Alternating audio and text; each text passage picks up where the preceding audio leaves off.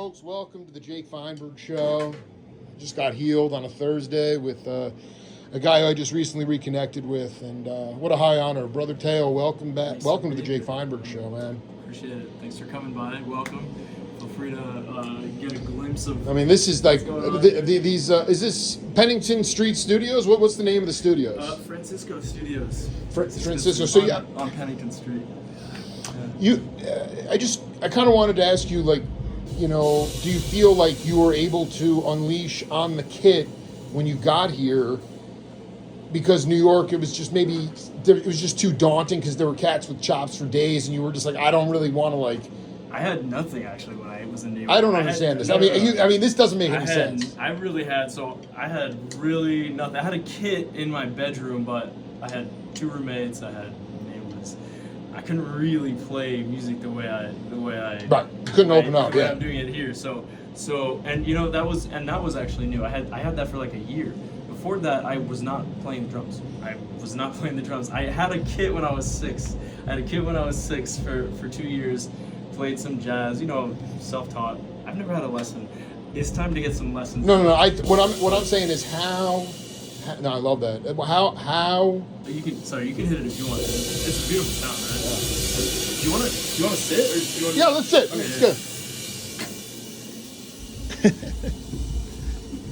Let's go. That's nice.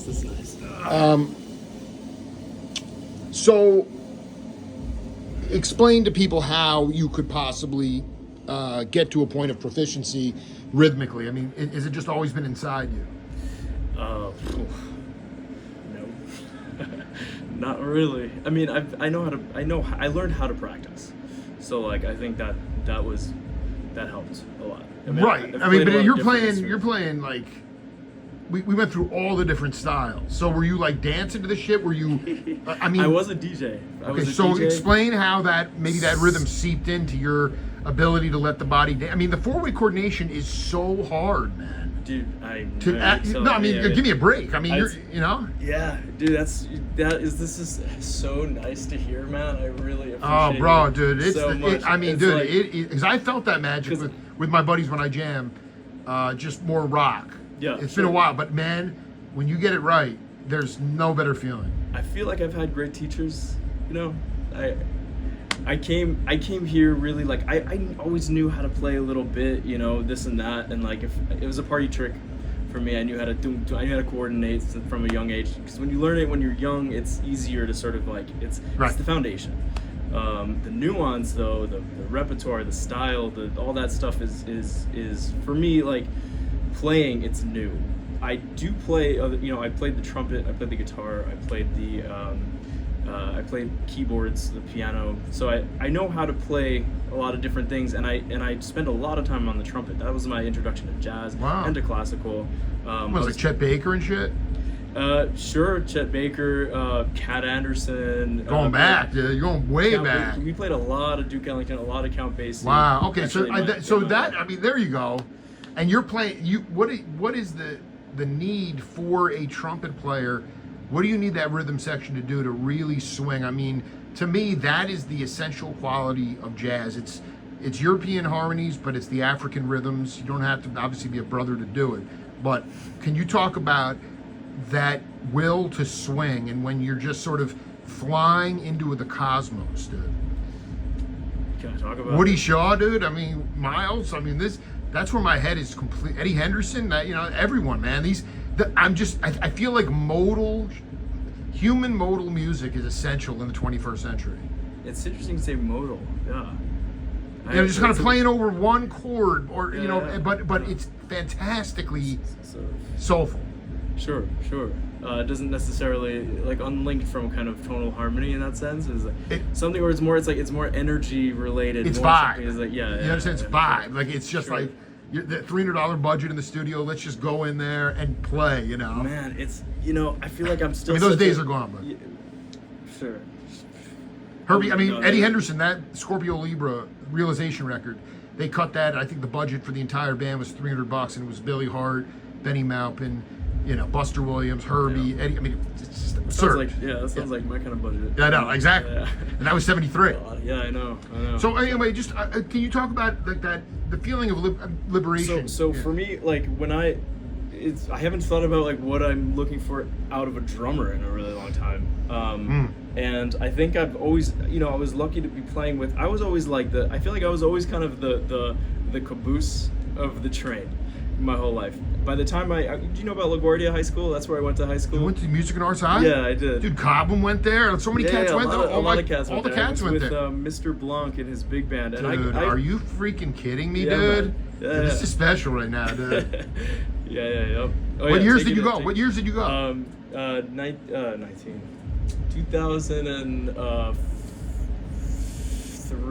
2005 to 9. Well, 2005 that's to 9. so. I mean, that is. It was a good time. I sat next to Aquafina in trumpet class. We were both like, because I played for 3 months and I took the audition and I got out. I was just like, played Ode to Joy. I remember that. And so we were in the back, like and she was not into the trumpet. Right. But, like she was funny as hell. Yeah. And we just hung out, playing our scales and shit and playing like trumpet 4 parts and shit. And like, That's it was insane. fun That's to be insane. around. Yeah. Like every day was a kind of, fashion show. People were hardcore about what they're doing at a young age, for sure. And it was not like people were doing what they came there to do necessarily. A lot of musicians went into art, and a lot of artists went into theater, and it was just this like melting pot of cool shit happening. Young souls who were like exploring, and I think that stuck with me, and I kind of feel like that's like, well, to take it full circle, that's where you're at right now. that's where I'm at right now. Like it never stops. You're just always like exploring something new. I do feel the drums is this thing that feels so close to me in a way that other instruments didn't. Something I'm not really sure how to explain. Oh no, If it's the same thing with a horn player who just wants to actually connect the apparatus to his voice. Getting closer to that. But it just took me a really long time to realize that like that's what I was missing somehow. Like because I was happy in my element. I enjoyed playing the trumpet a lot. I loved being around that, that way of living, and I took that with me like through college. I ended up settling on composing, but yeah. Anyway, like that was the sort of thing. But that was even encouraged, then and actually LaGuardia is next to this like performing arts library. I used to go there and just take out 50 CDs at a time and just put them all on my computer. That was my like real like quick and dirty intro to music as a whole. I mean, I think like that's when these big thoughts started hitting me. Like Were you playing bebop? Trying to. Of course. I mean, we're not all Clifford Brown, but it's like we did a lot of like I said, a lot of like. I mean, that's where the modal. That's where my love of jazz really. That sort of cosmic, or that fusion of electric and acoustic stuff. Yeah, Herbie, Joe Henderson. That Oh kind my of God, stuff. fierce, dude. We were Fierce. into that stuff. Right, Woody was playing, like Caribbean, like Live at the Lighthouse. That stuff was insane. Okay, cool. Lenny White, yeah. I mean, like being in New York City too, I was exposed to a ton. I can't imagine the scene. It dude. was It was really still a much mellower. It's really constricted now, like just all the arteries and just post-COVID maybe. just more cars, more security, more videos. It's more expensive. More McDonaldized. I used to go get student rush tickets at the Met. $5, like I don't know if they still do that. I mean, it's gone. That was So what you were diving into all genres of music a lot when of you took out that genres. 50 CDs, it would be everything. I mean, they were like there were shelves. They were like this taller than you, and I was like walking through. I was like 5'2" at the time, like just like picking shit out. World music, huge like ethnographic collection. the folkways stuff. I feel like folk. And I grew up with ethnic folkways. Ethnic. There was like Tibetan chanting, mystical Tibetan Indian music, chanting, all that. Greek bagpipe music for weddings and Balkan wedding music. Bouzouki stuff. Yeah. Pygmy polyphonic, singing from like Eritrean pop music. It was just like it was kind of like really took me out of my shell. Because I was exposed to jazz, classical, and I actually I'm big into hardcore That's my Sure. uncle I was mean, in most a cats. hardcore That's band. where our generation. That's where they started. Yeah, I was, and I loved it. You know, I still do. I still. Sure. One day I'll sing in a hardcore band. That's not yet, but that's. I won't be at next. that gig, but That's no, in I'm the kidding. works. No, I dig. There's You're gonna be in something the band. that yeah, right. That music is all energy too. Yeah. Oh, You know, yeah. and that's vibe. Yeah, So I definitely. respect that completely. But Definitely. can you talk about the soundscapes in your head? Ultimately, where the germ or a theme of a certain composition comes from, or maybe even cite an example of one. Does stuff just come through you, or is it cobbled together in different enlightenment periods? How does the creative process work? That's a great question. It totally changes. I mean, Yeah, and you have to just embrace that. you have to embrace that. I mean, the way that you're like.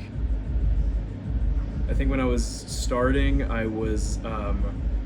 felt like I wanted I was so somehow contrarian, and I just wanted to express some sort of difference. Defiance.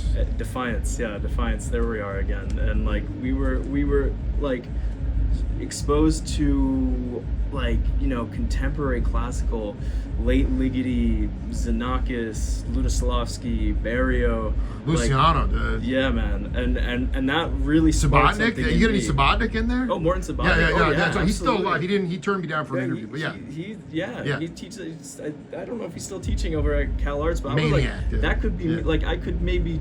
I didn't end up applying to Cal Arts. I kind of wanted to, but I didn't really have the. I didn't think I was like, you know, I didn't know what I was doing. You would have fit right Yeah, in. I But yeah, would've- I you would've loved it. yeah, you had a chip on your shoulder, dude. You were hot. You were Yeah, on fire, dude. It was Oh my a God. lot of like just feeling around in the dark, but Yeah. I really resonated with music that felt somehow sonically rebellious, culturally rebellious, things that, and not necessarily because it was maybe from the punk rock thing, but it was like stuff that's like, okay, this is really abrasive.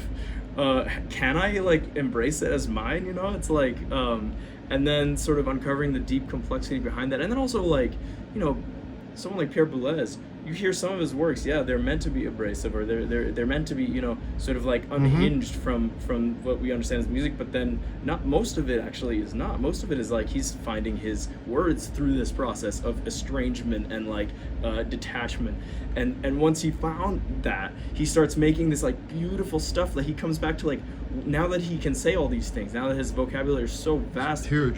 can he like now he gets to express his emotions, and that I remember feeling really Wow. real Deep. yeah. You That was- feel like, I mean, I always feel like less is more in some ways, especially with improvisational instrumental music. I mean, especially when you're playing trumpet, or do you feel like you were able to, on a good night, you were able to like tell a story, even if it was in a 20 seconds? It was the idea of like putting themes together with your vocabulary that could Yes. elicit emotion from the cast. Oh, absolutely. I mean, I think there were, and it's funny you say that because I was doing improv and I was doing classical music. I was Wow, playing you were getting excerpts and dissidents, heavy dissidents. stuff. Yeah, and you know there were Did those challenges to schools like each. get along? Like, it's just like there's They're always been really that separation, different. you Yeah, know? yeah, they're really different. They're really different, and I think it's Like, I'm surprised you didn't fucking lose your shit in the classical thing. oh, are you kidding? No, I mean, did. it's very rich. I just Funny at a you certain say that, point, actually. you know, We have it's a long just, interview left. this is only part one. No, I was just gonna say, like, because no, you know, symphonic music is great, but at a certain point, you know, when you have that edge, when you have something like that, you just get tired of taking cues from a conductor within this really rigid structure, because that's what audiences somehow they get off on that. I mean, that's where the money is.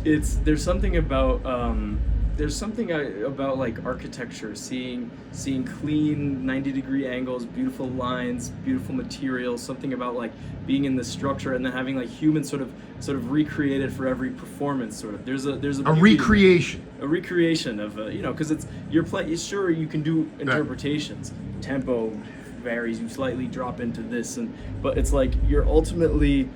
You're like there's a pristine quality that you're looking for, And Americans love the execution Western in some ways. society loves that. They love that recreation of pristine.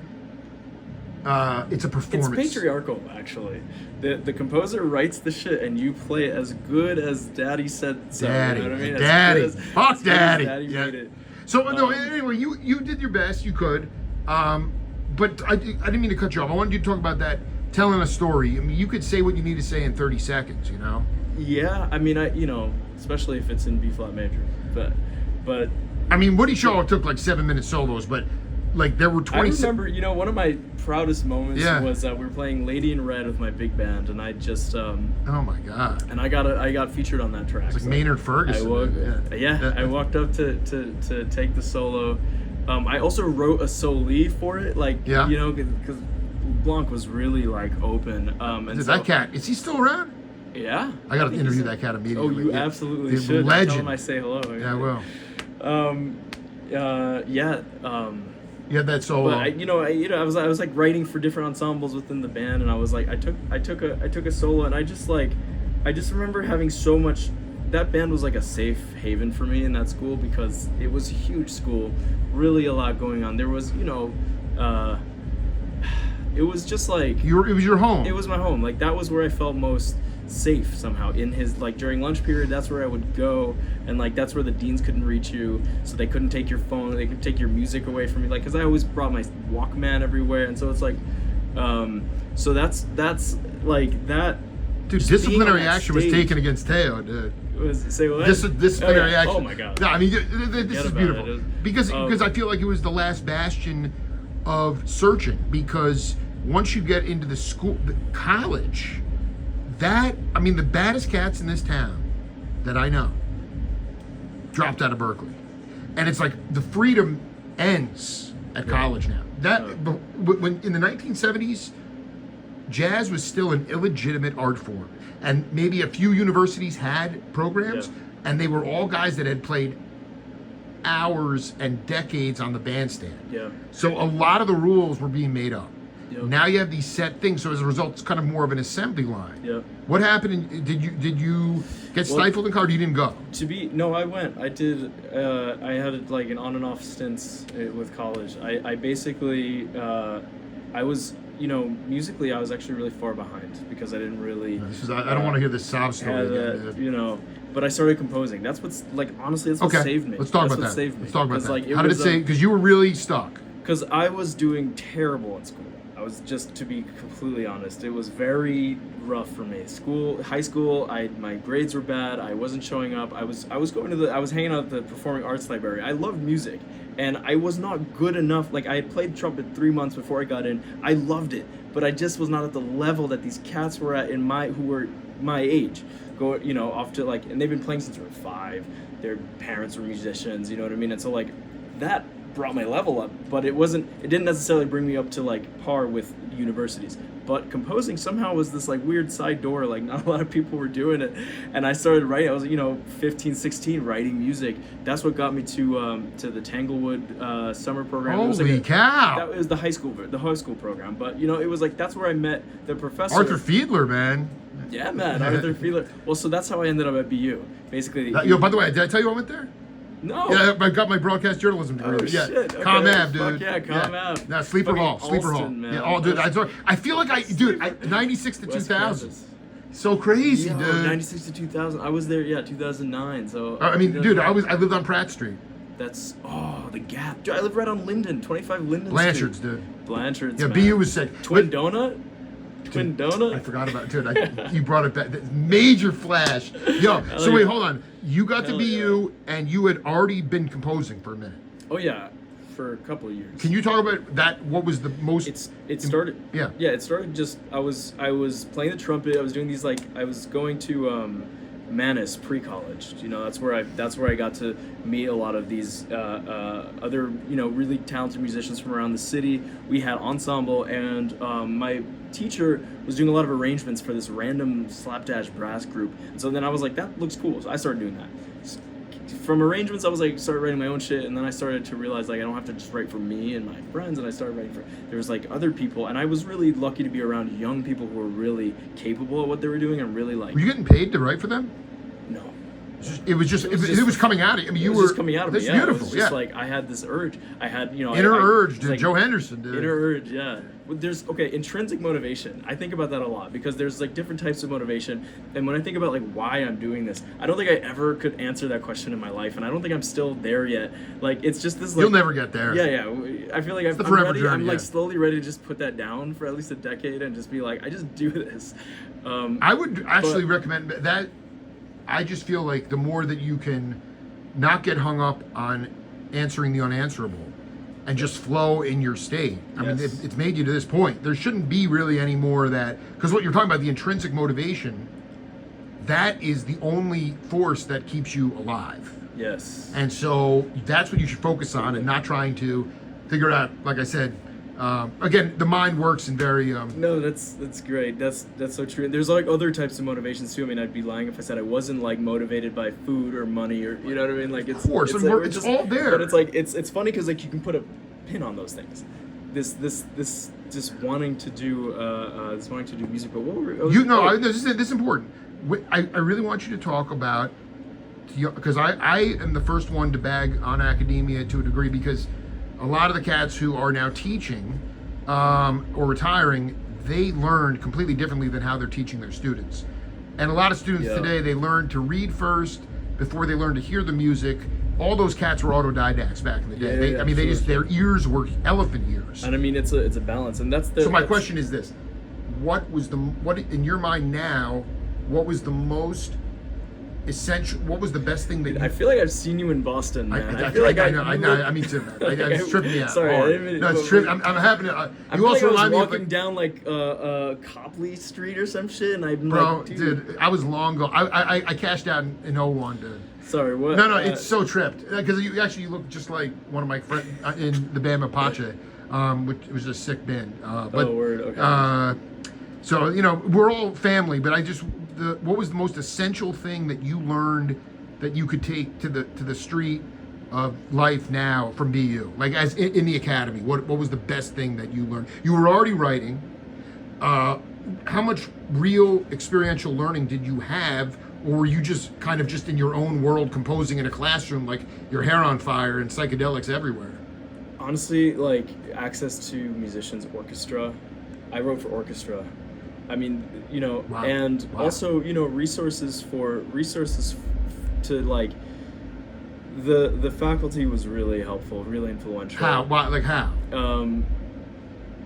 So Ketty Nez is like she introduced me to open music, which if we have time I'll show you.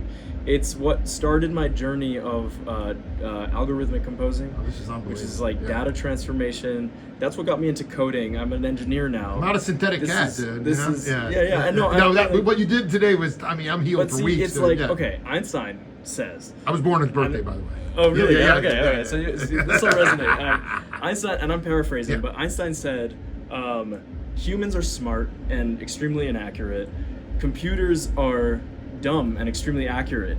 And Right. it's that balance that we're looking for. It's that sort of like synergy. How can we use it to make that stuff? And it's funny when you mentioned the thing about the synth. It's like that's that sort of like long-winded way of saying like you just gotta have taste. You gotta like let the computer do the computer, let the human do the human. And I think in life we're always gonna need both in some ways. Right. I feel my only thing is like Harvey Mason learned to program these drum machines. He learned how to program the synthesizer instead of laying down the funk beats on Donald Byrd. But someone had to do it. You know what I mean? So, like They just kept reusing that chip though on a lot of pop records instead of just letting. Totally. And again, it was money. I get it. It's reality. It's capitalism. I think it's more capitalism than computer or computerism, but there is a cult of computer. There is absolutely this like religion around. Right. Look at what this thing can do for me. Right. At the push of a button. So the idea is to take humans. What did he say? Humans are brilliant but very inaccurate. Yes. Yeah. So you have to find that essence of brilliance and find that muse with the accuracy. Yes. Within the technology, and not the dumb part. And the thing is, like, you're like, I can't use a computer to necessarily be accurate, but I can use a metronome. which is super accurate. And so that's how I've been practicing, you know. So it's that sort of like there's you know, everything calls for a scenario in which there can be like you can fuse technology. I'm pro tech, but you have to be. You have to adapt or die. Who isn't? Yeah. Well, I mean, even me, like I'm an analog cat, but I'm still using technology to inspire. Analog, I love it, but it's like also where I'm at right now. These are digital. This is a digital amp, you know, but I'm so happy with it, you know. Like right. I'm so happy with it because it's just been this like source of, and there's always that conversation, like analog, digital. I'm just like, you know what, like. At the end of the day, like it's a vehicle, and if it's one that you can. You know what? If if somebody puts somebody puts your band up at, you know, Neil Young's house, and there's an analog recording studio downstairs, great. It's astronomically expensive. Yeah, too. Yeah. You know, Totally. and so, but you know, unfortunate. like Teo, like to go on real quick with what else, I just want to also like mention spectral music had a big impact on me at Boston University. Can you break that down? Joshua Feinberg, actually. No, dude, this but is Fine. Feinberg. Yeah, dude, Joshua. Josh Feinberg, and he was into spectral music. He studied a lot nuts. in France. He studied at IRCAM in France, the research institute around music that's subsidized by the government. And in the 80s, they developed this program called Open Music with Tristan Murail, and I believe Gerard Grisey had a part in it. In any case, these were the sort of composers that he studied with, and he exposed me to that. And that was sort of like where this you know, wanting to rebel, wanting to get something new, and also wanting to reach this like beauty. Pierre Boulez is huge at IRCAM. That's where that kind of took off for me, and I think that's there's an academic way in which that I think for sure, and I think that was inspired very much by the time that I spent in the library looking at scores and learning how to use a software to generate MIDI and to like calculate and output MIDI information, and the beauty of the mind, man. Like it's like it's you know. And I feel like there's... You're there, man. Yeah, dude, you are absolutely in the intergalactic at this point. Oh, yeah. That nuts, shit is far out. That shit is so far out. The fact out. that you're intrinsically motivated by that, and you're willing to do the dirty work to... do you feel like... This is what I was missing. That's what I was missing. Like, a tactile connection to... Psychedelic walls, too. Yeah. Oh, yeah. Oh, absolutely missing that. You know, I was going to say that because... my phone battery's about to... No, I gotta charge it, man. No, my memory's about to explode. But we have to do set 2. Okay. I want you to talk about what excites you most about the project with Brother Molinari, the Pennington. Oh, man. Because, I mean, I saw some of the you know, you're playing... There's a couple of gigs, and I was like, they're just starting to cook, dude. Yeah. Oh, we're at the precipice. We're at the precipice. What do you when you heard him play that night? Why did you decide to go up and ask him to come and play? Well, he's open. He was really graceful to me. So the first interaction with him was at the jam session. It was my first time at the jam, and I had been practicing. Like I didn't know what I was doing, and it was his first paid gig with the band. He was house band that night. That's right. I just remember Paul being like, "This is Chris's first night as the house drummer," and I was like, and so I could tell he was like an up and coming soul as well. Like he was just like he had that drive, and he made it. You know, he got a gig with the house band. And, it's so sick, yeah. And so I get up there. I call it was Black Orpheus, bossa, right? And I immediately in my head is like. It was like John Coltrane did a swing. I just started swinging, and everyone's like, "What the fuck is this guy doing?" And I didn't have the vocab. I didn't have it together. Wait a minute, you were on the kit. I was on. No, I came up. God, how did I miss this? Dude? I was like, you know, and I remember. So you were playing yourself. That people just weren't. It was a different time feel. It was just a swing down the bossa, and everyone was like, "Come on, what's going on?" You know, and I feel like Chris just started laughing, you know, and I kind of started laughing. I'm like, dude, you know, and just the next couple of days, like I started kind of we just started chatting, you know, and I think he also realized that I was also really trying, you know, and he knew that. That's why he was laughing, you know. Yeah. It was like because he's like, that's good. the kind of honesty you want in a band. Totally, and that's what I was there for. I was like there for the lesson, you know. I was like there to actually like learn something, and I always was trying to apply it to the next one. And I went like every week for like over a year. I was at every jam. Every Sunday jam session, I played at least 2 numbers. Like I was always there, and that's what really like kicked me into high gear. Max was also so gracious, by the way, like Best. just so Sublime like cat. giving and kind. Yeah. And I just remember like, you know, putting the band together one by one. Like I met like my brother-in-law's in the band. He's the cellist with the Tucson Symphony. That's how I ended up in Tucson. Actually. Wow. It was like it was. I wanted to be closer to that part of my family, my sister. Sure.